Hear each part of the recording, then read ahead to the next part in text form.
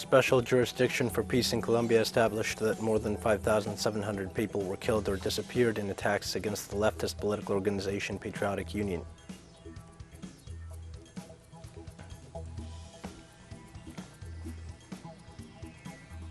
The Foreign Affairs Minister of the Bolivarian Republic of Venezuela, Felix Plasencia, visited Nicaragua to prepare the meeting of the next Nicaragua-Venezuelan Joint Commission.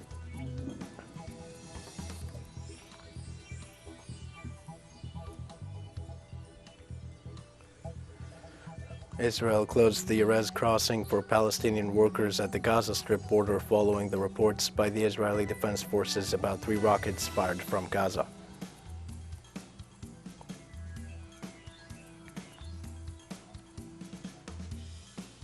Hi, this is From the South. I am your news anchor, Rio Martin, from the TeleSUR studios in Havana. We begin with the news. Special Jurisdiction for Peace in Colombia established that more than 5,700 people were killed or disappeared in attacks against the leftist political organization Patriotic Union. The Special Jurisdiction for Peace determined that the state security forces participated in most of the events during the years 1984 and 2016. The Peace Court noted that the victims, 5,195, were militants, and of them 538 indirect victims. The Truth and Responsibility Recognition Chamber identified a set of facts involving agents belonging to the civil and military intelligence agencies in collusion with paramilitary groups and hitmen who carried out crimes against the Patriotic Union. The results of the analysis carried out by the Recognition Chamber showed that of the 5,733 victims, 4,616 were victims of homicide, and 1,117 were forcibly disappeared. In this analysis, the Chamber established that violence against the militancy of the Patriotic Union was prevalently lethal, since approximately 2 out of every 3 acts of violence against that party took the form of murder and forced disappearance. President of the Special Jurisdiction for Peace, Eduardo Cifuentes, declared that despite the implementation of the peace agreement, political violence continues to affect the country and the impunity that surrounds these types of crimes. Despite a new peace agreement also implemented in the political constitution, more than 300 former FARC combatants were killed. That is why we have to react so quickly to these actions, which indicated that Colombia has a high rate of impunity for these type of crimes, and also to prevent the repetition of this cycle of political violence. In Colombia, a new opinion poll puts the presidential candidate for the historical pact, Gustavo Petro, as frontrunner for the May 29th election. The new poll of the National Consulting Center released on Friday shows that 38% of those surveyed would vote for Petro.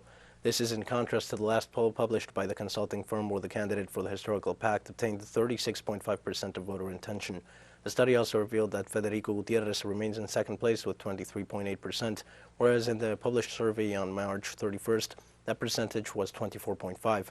According to the results of the survey, third place goes to Rodolfo Hernández with 9.6% of votes, followed by Sergio Fajardo, who has 7.2% of support.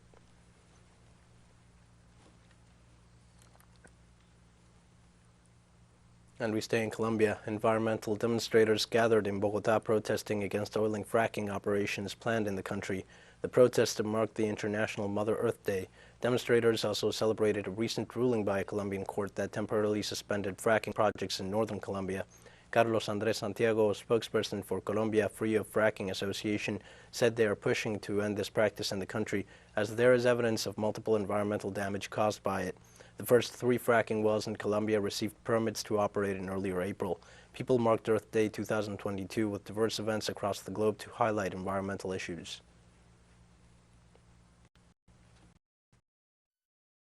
There is scientific evidence of pollution of water by fracking, the quantity of water required, creating earthquakes by fracking in those areas, people being affected in the surrounding areas, gases such as methane, and the impact they have on the climate crisis. And the government of Peru warned that the congressional opposition plan to remove President Pedro Castillo could lead to a coup d'etat by the armed forces. The Prime Minister of Peru, Aníbal Torres, stated that the plan of the opposition congresspeople will continue to move forward until they manage to get 1 or more high-ranking members of the armed forces to take action in favor of a coup. The official indicated that the Congress increased the maneuvers to remove the head of state after the executive presented a bill against monopolies, oligopolies, and speculation in food prices. Torres stressed that Peruvian right-wing sectors were affected by the bill.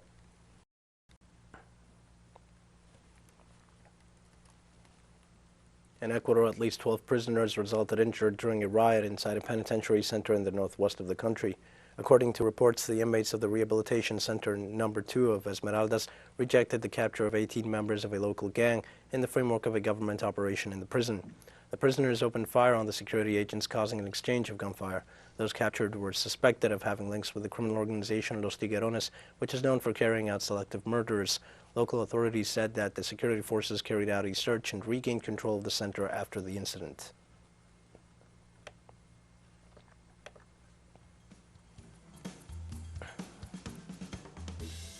We're going to take a short break now. Please join us again after this.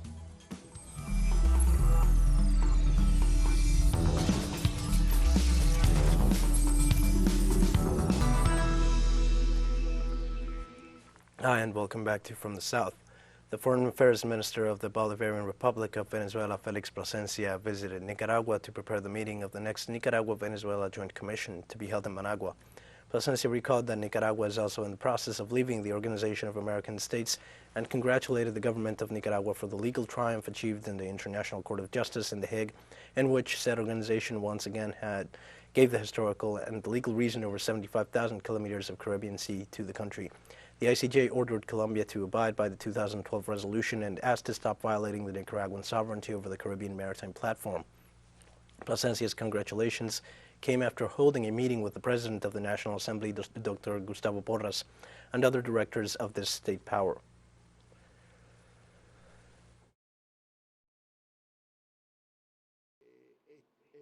The visit is part of our commitment to build the road to the best and deepest bilateral relations, which are historical and very long. We are reaffirming that commitment and working on the issues that interest us for the Joint Commission, the next Joint Commission, that we are to hold hopefully here in Managua. From Nicaragua, Venezuelan Foreign Minister Felix Plasencia joined the celebration of the Nicaraguan people and government for the ruling of the International Court of Justice in favor of Nicaragua's sovereignty over 75,000 kilometers of sea. The success of the Nicaraguan people is the success of the Patria Grande. International justice prevails. It exists. It is certain. And we are grateful that the wisdom of the responsible exercise of the legal interpretation of international precepts yesterday confirmed the right of the Nicaraguan people to their spaces that are their own. It is simply the confirmation and ratification of the right of Nicaragua to its own spaces. We congratulate you, we thank you, and we join you. We are celebrating with the Nicaraguan people from the homeland of Bolivar, President Nicolás Maduro Moros, a giant greeting to the Nicaraguan people and to the government, and our congratulations. Belgium's government granted political asylum to Ecuador's former president Rafael Correa in the context of political persecution against him. Correa's attorneys said that with this decision, Belgium joins Mexico and Bolivia in granting political asylum to several former government officials and members of the former president's party. Likewise, Correa's defense lawyer pointed out that the European Union has taken an important step in the recognition of the political persecution in Ecuador, its main objective being the political proscription of Rafael Correa and his citizen revolution movement. Ecuador's National Court of Justice had ratified in 2020 the 8-year prison sentence issued in first and second instances against Correa.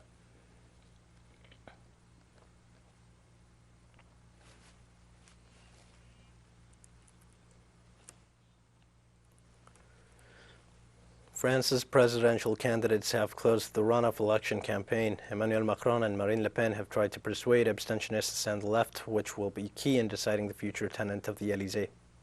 Macron has closed campaigning in the south of France, trying to win the votes of the left and promising social measures. But his administration hasn't been particularly favoring to the French working class, who perceive him as the president for the rich. Macron's mandate is marked by a widening income gap. It is true that the average income has grown, but there are great inequalities in this increase. That is the rich top 1% if we compare with the poor. That is the bottom 5% has a fourfold difference. In relation to this, Macron has promised to abolish a tax that has been much debated, the wealth tax. That tax is the closest to a property that a great fortunes tax, and that has favored the big rich. Extreme right candidate Marine Le Pen has focused her last hours of campaigning on showing a moderate and state image to win over Macron. Although she presents herself as the champion of popular classes, experts say racism and xenophobia are still with her. Yes, it is true that Marine Le Pen has carried out a campaign known in France as "anneolisation," that is to say of undemonization in order to appear more moderate to the electorate. For example, one of the clearest things that Le Pen has done to sell on her nationalism and racism, if we were civic nationalism, she does not explicitly criticize Muslims, but she says, no, it's just that the Muslim religion is incompatible with the Republican values, with freedom, with equality, with justice, with values that are fundamentally French. The turnout will play again the main role in these elections. Surveys indicate that more than 60% of the voters doubt whether they will go to the polls on Sunday. In these elections, tensions increase even more. We're talking about a turnout of 74%. That is to say, 25% attention in the first round, and for the second round, this figure could reach even 30%, which is quite high for the French society, and gives us an idea of the boredom, the weariness, and the anger felt about the French political system. Polls predict a victory for Macron, but abstentions or the undecided could tip the scales in the Élysée. France's presidential election campaign is over. Now, nearly 50 million voters will be deciding who will occupy the Élysée Palace for the next term. Sergio Rodrigo y Carlos Gil, TeleSUR, París.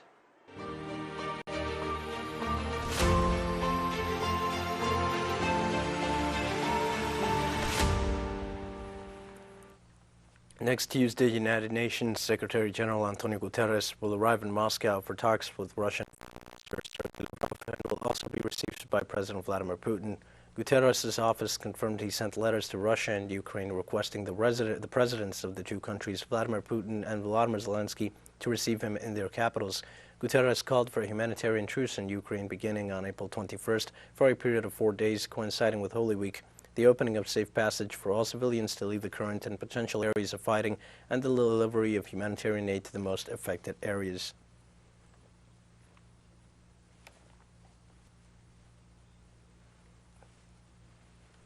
Russia's Foreign Minister Sergei Lavrov said on Friday that talks between Moscow and Kyiv to put an end to Russia's near 2-month special military operation in Ukraine have stalled.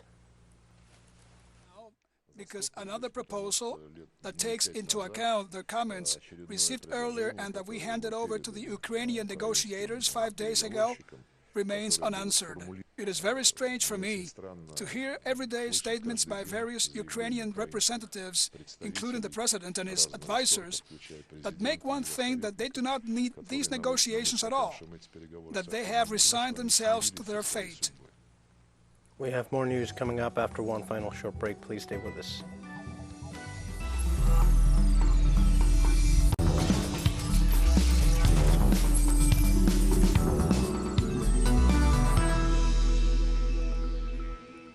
Hi and welcome back. Israel closed the Erez crossing for Palestinian workers at the border with the Gaza Strip following the reports by the Israeli Defense Forces about 3 rockets fired from Gaza.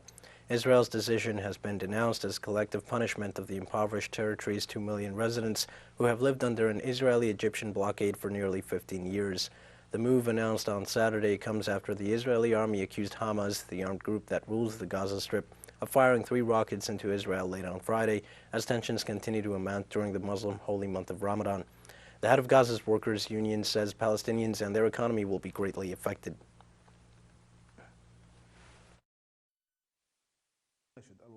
We appeal to mediators, all decision makers, and the United Nations to pressure the occupation to open the crossing before Eid al-Fitr because the workers do not live in a state of luxury and have been besieged for 16 years. Therefore, closing the crossing at this time will put pressure and negatively affect these families and workers. At least 33 people were killed and 43 others resulted injured in a bomb blast inside a mosque in the Imam Sahib district of northern Kunduz province on Friday evening. Since the Taliban fighters seized controls of Afghanistan last year after ousting the U.S.-backed government, the number of bombings has fallen, but the terrorism continues with attacks against targets they see as heretical. On Thursday, over a dozen of worshippers were killed and scorched injured in a bomb blast inside a mosque in Mazar-e-Sharif, the capital of northern Balkh province. The Taliban said that the mastermind behind the bomb blast against the Shia mosque in Mazar-e-Sharif, who was an ISIL member, was arrested by their security forces.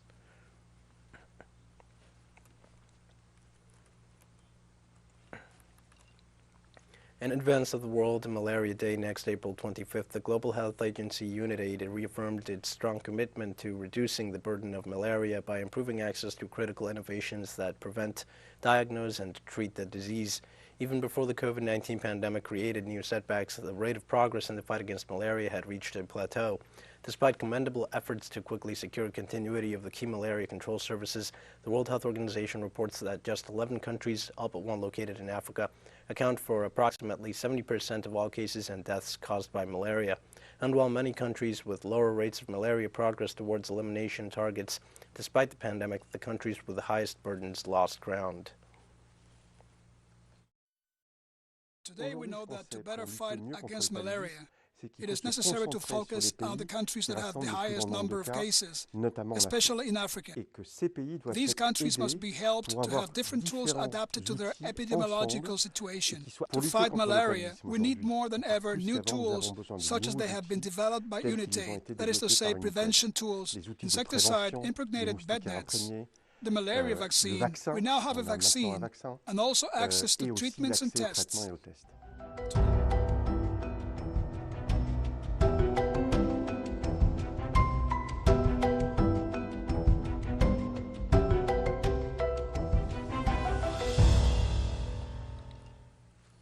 The government of South Africa maintains a state of national emergency due to floods in the country after several weeks of heavy rains. According to the chief of the South African police, Becky Cele, at least 435 people were reported dead so far as a consequence of the landslides and floods, mostly in the eastern region of Durban. Meanwhile, nearly 4,000 homes were totally destroyed and another 13,500 were partially affected, forcing 40,000 people to move to safe areas. Damage was also reported to businesses, roads, bridges and water, electricity, railroad and telecommunications infrastructure.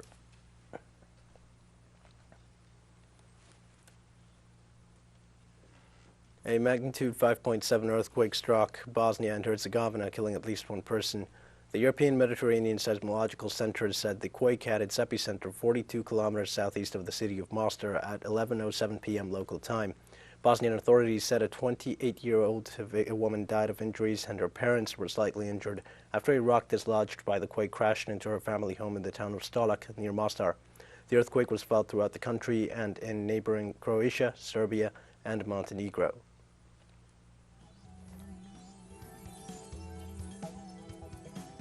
With that, we've come to the end of this news brief. Remember, you can find these and many other stories on our website at TeleSUR English. You can also join us on social media for all the latest news. We're on Facebook, Twitter, Instagram, and Telegram. For TeleSUR English, I'm Diego Martin. Thank you for watching.